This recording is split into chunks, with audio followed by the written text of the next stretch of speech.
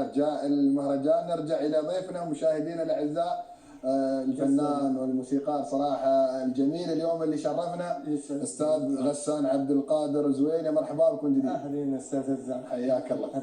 بما اننا نحن اليوم متواجدين في مهرجان الشيخ زايد، نعم، نبغيك تخبرنا عن مسيرتك في دوله الامارات. نعم، الطويله وفيها العديد اكيد من المحطات، خبرنا عنها اكثر.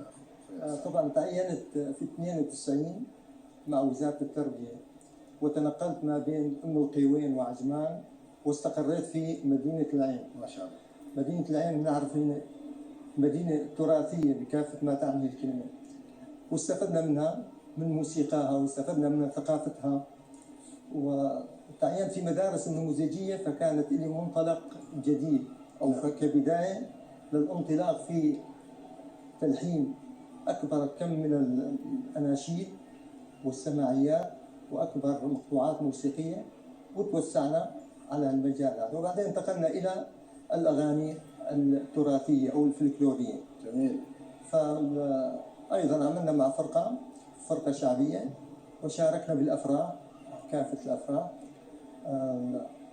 وقمنا بنفس الاغاني اللي تعلمناها من خلال دوله الامارات، قمنا بعزفها وبشكل جيد طبعا. جميل. انا قبل نسمع شيء منك استاذي، انا تعلمت ودرست الموسيقى ايضا في ايام المدرسه، وتعلمني طبعا الله يذكره بالخير استاذ فؤاد حمدان، ما ادري اذا تعرفه ولا لا، هو موسيقار سوري صراحه كبير، وتعلمنا منه بصراحه العزف.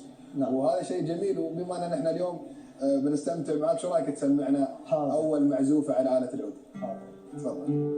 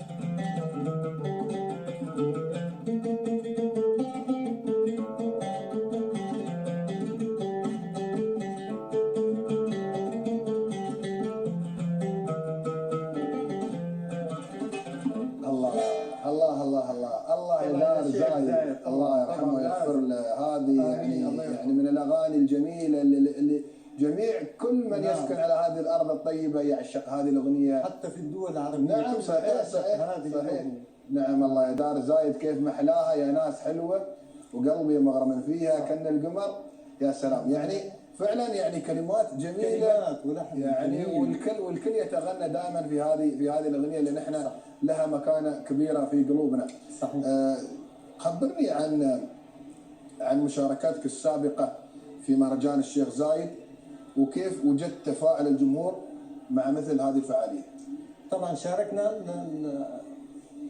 تقريبا شيء 10 سنوات، فدخلنا شفت كان الطرق السعاديه ما كان فيها التطور هذا. نعم. ودخلنا وشاركنا، وكان في طبعا في تفاعل من كافه الجنسيات، لاحظنا هالشيء.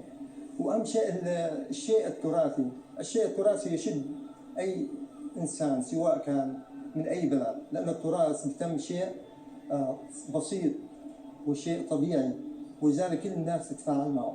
جميل. فكان مهرجان جميل جدا بكافه فعالياته. جميل. جميل.